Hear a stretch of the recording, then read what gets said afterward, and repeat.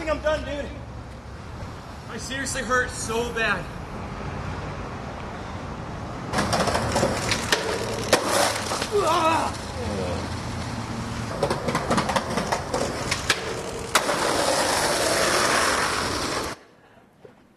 That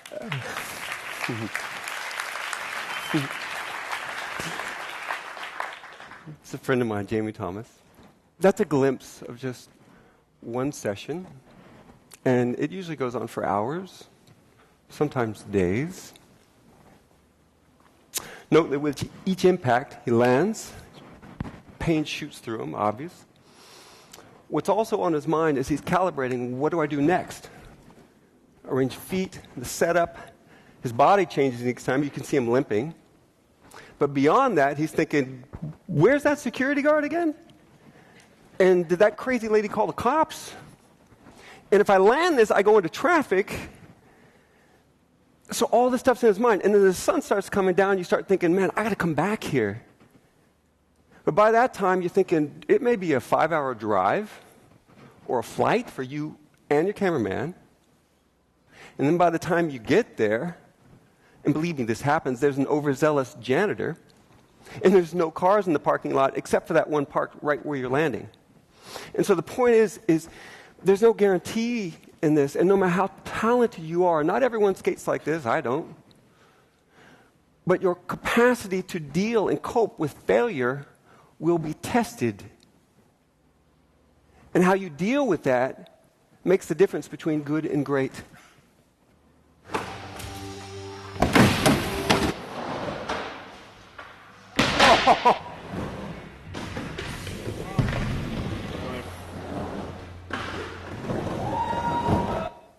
That is Tony Hawk. Watching him practice is more demonstrative of his physical genius than even seeing him roll away, just the highlights, because you see how quickly he locks in on that stuff, how easy he is with it all. That ramp is huge to begin with, and he stacks a 7-foot ladder on top of that, which is such a recipe for pain. And you can see how he falls. If anything, he's moderately bored, irritated, and I know Tony well. One of his gifts, he's so smart. So he's already leapfrogging forward as to how to make the adjustments to make the trick.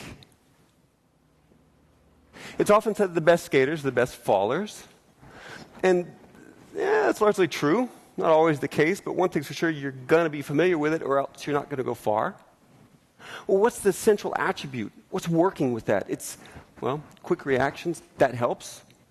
What are the components of that? In this case, there's a somatic awareness that's conjoined with this intense and nuanced feel for relative motion. And said another way,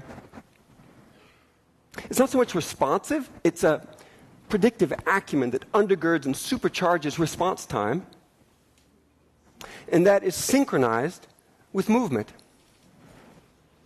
And so Tony's flying up the ramp. He knows exactly where everything is, and every flick is a little different, but he can anticipate where it's going to be and act accordingly with incredible precision. Well, anything that fine-tuned naturally falls out of tune just as easily, and this is something I can certainly attest to. Within a day of not skating, within 2 days, you feel something's a little off right in the beginning. A week, man, you can roll your ankle in a heartbeat. It atrophies that quickly. It's another central feature of what we do.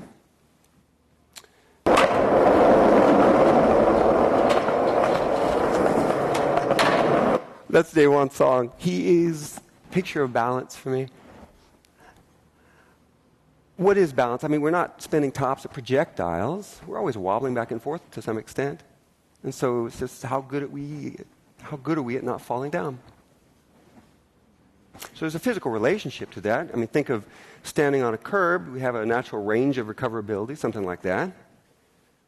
And then you stand on a tightrope, squeezed in for sure. But there's more than physics, because if you raise that tightrope 100 feet, it squeezes in a lot. Because you pad it, because better safe than sorry. And there's that natural sense of familiarity. Well, how well do we know our limits? And so you pad it some more because you really don't know where your limits are. You don't have that kind of nuanced feel. And then there's a reaction time. of how quickly and efficiency can we respond so we can recover ourselves before we fall outside of that. Well, day one, what he does naturally is he knows how to lock his body, and you can see it, so that he can leverage the most control over the smallest movement so he recovers most efficiently. Well, you compound those two, and you get him. Another form of this.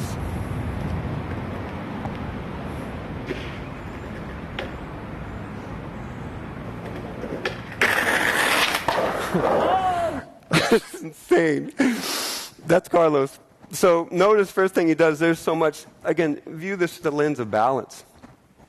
As he's looking out at that ledge, you ollie out far, it's a lower ollie, it's safer in a sense, but you're going faster. You go slower, higher ollie, so you gauge. He hops up there, whatever you do, don't fall left.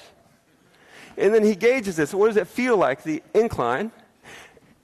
Figure that out, and then look at the cement. How's that going to grind? I mean, am I going to stick and pitch forward, or is a lot of wax? Am I going to whip out? He hops down. Another sense of balance is, if you're around these guys at all, you learn this quickly. Whatever you do, don't think about it too much. Because if you do, you start project images of disaster that will lock you up and get you out of sync and send you to the hospital. So he goes back, he charges, he stops at last minute, his heart's racing because it's deadly. He goes back, commits, and makes it. And it's amazing. It's not always like that, though.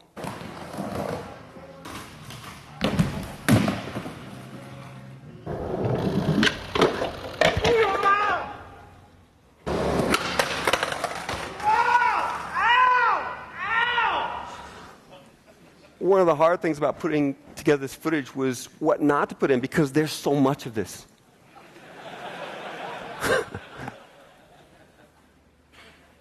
Failure, pain, injury, recovery, it is embedded in the very notion of what it is to be a skateboarder. We as individuals know that, feel that. I don't skate like that again, but I'm familiar enough with it. Good dozen broken bones. As far as contracts, you sign on the dotted line, they're agreeing to pay you for what you can do, but they know they're going to be paying you for when you can't skate, when you're healing. It's unrealistic to expect constant progress, because the nature of what we're trying to do is go into new realms, to break new barriers.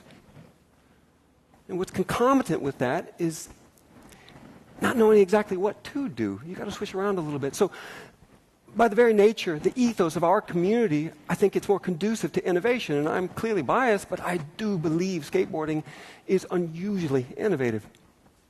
And part of the reason is because of the way we embrace failure as a community. I have a little personal experience.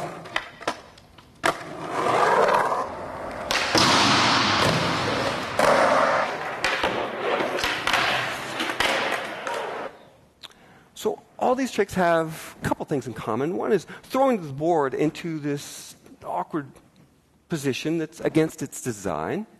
And second is to throw yourself out of balance in order to actually make the trick.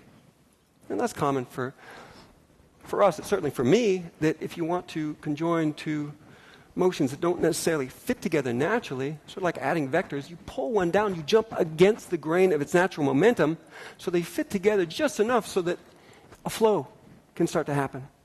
Now, conceptually, how that works for me is I often start, again, the idea is to break new ground, so throw something foreign in the middle, and then try to think backwards. Well, how do I connect these disparate endpoints?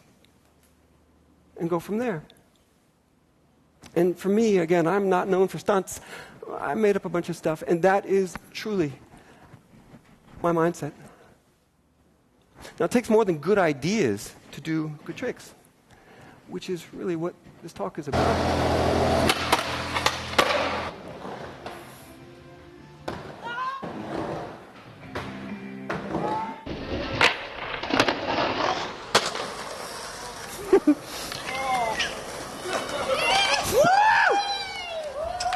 That is the best. I wish I could tell you the hardest part about skateboarding is dealing with the falls. It isn't. Not even close. The hardest part about skating is getting up again and again and again and again until you actually make it. if you stop one fall short of making it, then none of it matters. Some people say this is a quality you have to be born with, and I don't know about that. I don't think so. What I do know is all my peers, the guys I respect most, they have this in spades, and it's a small community. We grow up together. And the way that quality, the only way I know it really forges into what makes these guys, is through this process of getting up again and again. I guess, to put it more plainly, that guy at the top right, he's the one that was writhing on the ground. He came out to the West Coast following a dream similar to I did. He ended up homeless for a while, stuck with it, and he made a place in skateboarding, a place of honor that few people will ever achieve. The guy below him is Danny Way. I didn't really talk about Danny because once I start, I can't stop. There's a documentary on his life called Waiting for Lightning. Everything about it is dramatic. Not the least of which, he broke his neck, not even skating, and then wrist paralysis in order to heal it in a way that was sketchy to begin with, and ends up jumping the Great Wall of China, shattering our conceptions of what we think can be done on a skateboard. Guy on the left, without a doubt, is the most famous and successful skateboarder there has ever been, and potentially because the timing and just his gifts ever will be. That picture's awesome because it captures who he is. No matter how many accolades you heap on the guy, he's got that look of, so what? What can I do next? Though I can easily quadruple this list, they best embody what I would like to share from my community. Is the importance of failure and the power of getting up again and the dynamic they form. So hopefully I can pass that on into yours and can go from there. Thank you for listening to me.